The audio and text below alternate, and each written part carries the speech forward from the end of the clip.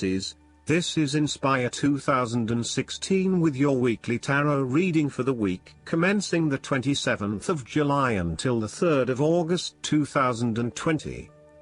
The first card for you is representing, how do you feel about yourself? Your card is the Three of Pentacles. The message of the Three of Pentacles is one of encouragement. If you continue to work toward the fulfillment of your dreams and do not allow disillusionment to dampen your enthusiasm, ultimately you will experience prosperity and success in your goals. You need to do work that is satisfying to you and that you can be truly proud of. What new beginnings are you experiencing in the material realm? Is there some project or creative venture you have been putting off because of fear of failure? The Three of Pentacles indicates that dreams can be made real with persistence, determination, and effort. The Three of Pentacles may also suggest that you need help to complete your work and can draw on the knowledge and experience of others. It may be beneficial to share your work with a partner, but only if they are as conscientious as you. At the core of the Three of Pentacles is the notion of teamwork and collaboration. In the card, we see a young mason working hard on building part of the cathedral. The two monks enter, with their worldly knowledge and spiritual understanding to bring a new perspective to the mason's work. Even though their backgrounds, experience levels and knowledge is very different, they are able to come together to share their expertise in a way that creates synergy and improved results. There is no us and them or any sense of superiority. Rather, each person has something unique to offer and is willing to learn from others involved in the project. Everyone is getting the job done together and is contributing to the group through effective listening and sharing. This is a positive card to see when teamwork, collaboration and cooperation are required between parties with different levels of experience. The Three of Pentacles also points to the importance of feedback. The mason is open to listening to the monks and taking on their feedback on his progress so far. His primary goal is to do a great job, and he knows that the monks will be able to help him get there. He does not take it personally but uses their feedback and input to continually improve in his work. Effective planning, management and organization are also key components of the Three of Pentacles. In order to accomplish significant goals, such as building a monumental cathedral, it is imperative that detailed planning occurs to ensure that all the components are progressing well. This card therefore reflects a time when it is essential to create a detailed plan and to follow a schedule. This is when good project management will pay off. The second card for you is representing, what do you want most right now? Your card is the Six of Pentacles. This is a card representing being in harmony with your money. The amount that comes in and the amount that flows out are in balance, and you are thankful for what you have without being grasping of it, and happy to share with others in need. This card is also about charity. You may either be the wealthy man in this card, giving away his wealth, or the beggars, gratefully receiving what the man has to offer. If you are the wealthy man, then you have accumulated great wealth and are now in a position where you can offer financial assistance to those in need. Now that you have lived through the darkness long enough to see the inner light, it is time to help others who are not so fortunate.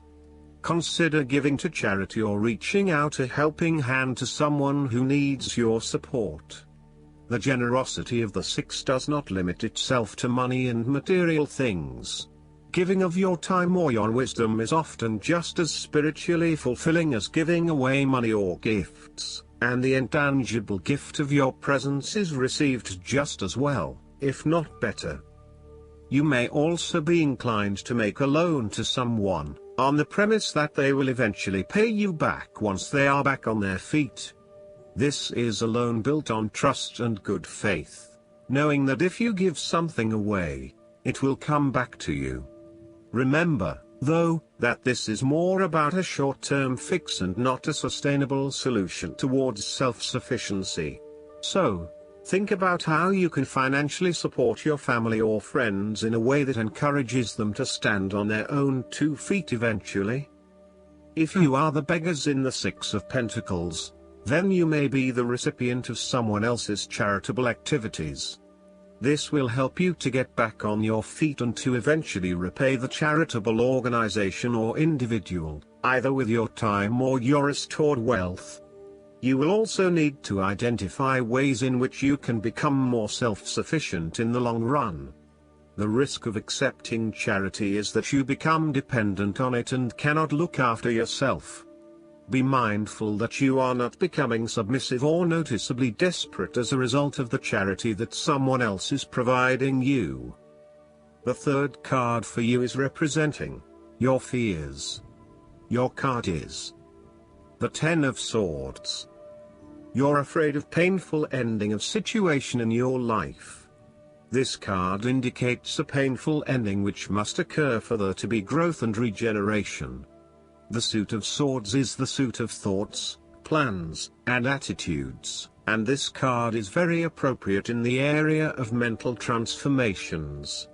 This card indicates that there will be a forceful re-evaluation or elimination of your previous attitudes about life, your views about yourself and what is important, and possibly your plans for the future. Despite the initial trauma and torment associated with this change, the imposed re-evaluation can be a very positive thing. It is important to understand that while the means of your demise may not seem reasonable or fair, your previous thoughts and attitudes really need to change in order for you to reach a better place in your life. Rather than dwelling on the painful ending, it is important to look ahead and realize how these events free you up to completely reshape your life and choose a new direction for yourself. The Ten of Swords may also indicate that you are resisting an inevitable ending, because you are deeply worried about how much it is going to hurt you. However, what you are doing is delaying the inevitable and possibly making it even worse for yourself because you keep trying to put off something that needs to happen anyway for your own personal transformation. For example, a relationship may have come to an end but you are still intimate with your ex because you cannot bear to let go. This is only drawing out the pain much longer, and it is best to completely let go at this stage. Sometimes, the Ten of Swords may reflect fear of ruin, even if that ruin has not yet occurred. You are always be thinking of the worst case scenario and planning for the worst, even if it does not happen. This is only creating unnecessary fear and anxiety for you, and it is important that you return to the energy of the Nine of Swords and run a reality check as to whether things are as bad as they seem. The Ten of Swords represents an old situation that ended very badly. You are still carrying around wounds from that situation, but you have buried them so deeply that you do not realize they are still present in your life and still hurting you. This old pain needs to be brought up and dealt with once and for all, so you can liberate yourself from these deeply inflicted wounds. It may be difficult to experience the pain again, but at least you are releasing yourself of this pain and allowing it to pass from your life. The fourth card for you is representing what is going for you. Your card is the Nine of Swords. This is the card of fear and nightmares, and has an apparently negative feel to it. However, the troubles alluded to in the Nine of Swords are primarily of a psychological nature and do not necessarily indicate suffering in your external reality. That is, it is what is inside your mind that is creating the fear and anxiety, not your actual circumstances. Your experience of the world is greatly influenced by our expectations, desires, and fears, and therefore you are largely the creator of your own world, and your attitudes determine how you experience that world. The Nine of Swords can also reflect fear of the future, or what may possibly happen in the future. If you allow yourself to be bound by fear of the future, you are at risk of eventually creating a negative reality for yourself by virtue of your expectations. Your nightmare becomes your self-fulfilling prophecy, which is clearly not a desirable outcome. Generally, this card is an indication that you are worrying excessively about a situation. You are literally being kept up at night because you are so anxious about a particular issue. It is possible you are working yourself up unnecessarily, and, if you were to look at the situation more objectively, you may come to realize that it is not as bad as you are making it out to be. In fact, all that worry and despair is what is making it worse, so rather than fretting about it, do something to change it. Although most people experience fear, frustration and uncertainty at some point in their lives, you should not allow those negative emotions to immobilize you or keep you from pursuing your goals with enthusiasm and hope. Expect at least some level of uncertainty in the future, and draw upon your inner strength to remain as flexible and adaptable to that uncertainty as possible. The Nine of Swords can also indicate that you are being incredibly hard on yourself, putting yourself down or engaging in negative self-talk. For every mistake you make, you blame yourself and become worked up and angry at yourself for messing up again. So, when the Nine of Swords appears in a reading, ask yourself why you are being so hard on yourself. How are you putting yourself down, or what is the source of your depression? What can you do to make yourself feel better? You may need to make a more conscious effort to quit the negative self-talk and replace it with positive reinforcement for a job well done. The fifth card for you is representing what is going against you. Your card is the Eight of Pentacles. Your attention to detail is actually getting in the way of innovation and change. The Eight of Pentacles is perfection in a self-contained world, a world that needs nothing but perfect pentacles, one after another. But what if the rules change? What if you are called upon to do something completely different to the task at hand, or you need to change your focus? This may send you into a tailspin. If you need to take a risk, or to shift gears, the Eight of Pentacles shows that your perfectionism has become a barrier to your success. You will have to let go of the smoothness and predictability of doing what you have mastered, and be willing to make a fool of yourself all over again.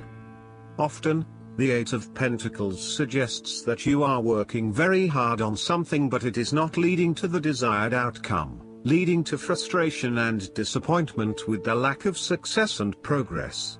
Sometimes, we can focus in on improving a part of ourselves or trying to fix something, only to find that all that effort is just going on the wrong things.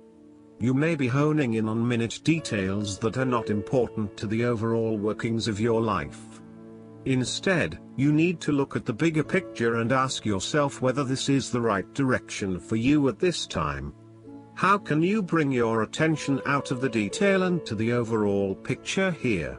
Are you working on the right things, or is there a major part that you are missing? Return to the energy of the Seven of Pentacles and reprioritize and invest in those activities that will lead to the greatest return.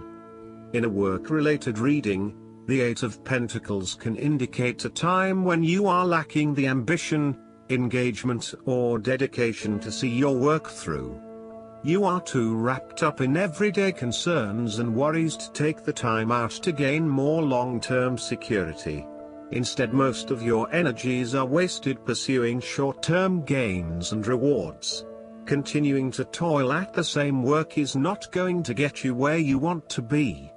This might be fine for some people, but for you to get anywhere in your current profession, you might actually have to go back and get some additional skills and possibly even take a pay cut while doing so, rather than trying to look for minor improvements in what you are already doing. This card suggests completely thinking out of the box. Look for something unrelated to what you have been doing, for example, starting your own business or entering an entirely new field of work. Look for something new. The time is right for you to change directions. The last card for you is representing the likely outcome that you may have. Your card is the Two of Swords. This is a card of choice and of the difficulty of making a decision.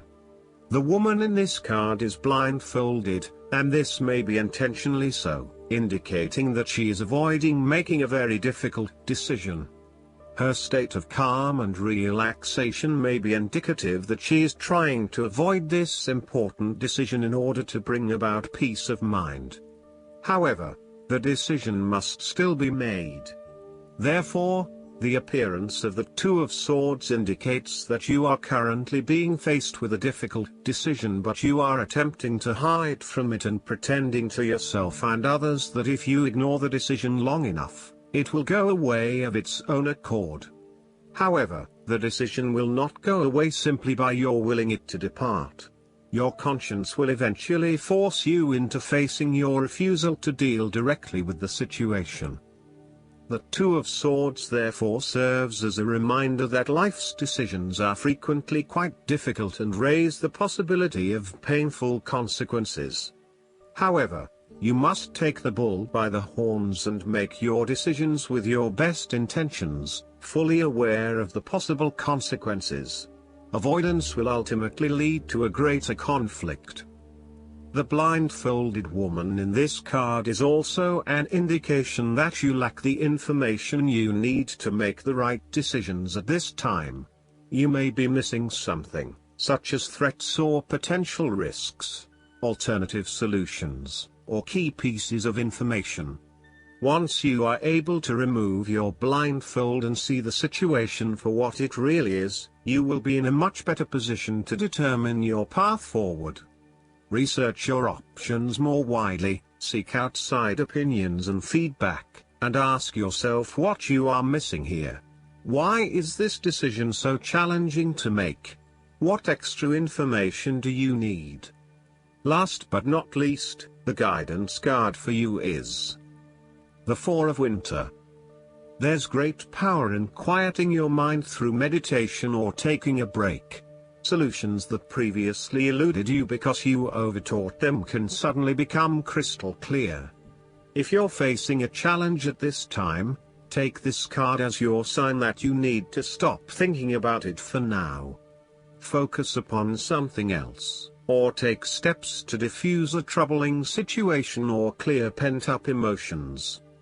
Healthy sleep is critical for a happy life.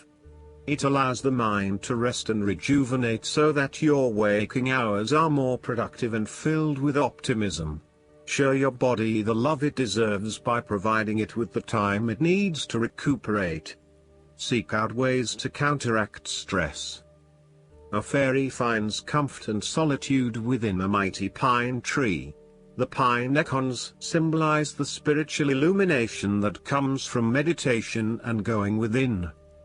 Additional meanings of this card: the power of meditation, resting due to an illness, taking time off, setting aside your concerns for now. I hope that you enjoy everything, and if you like the reading, just please click subscribe and you will get instant notifications every time we publish a new video right to your YouTube.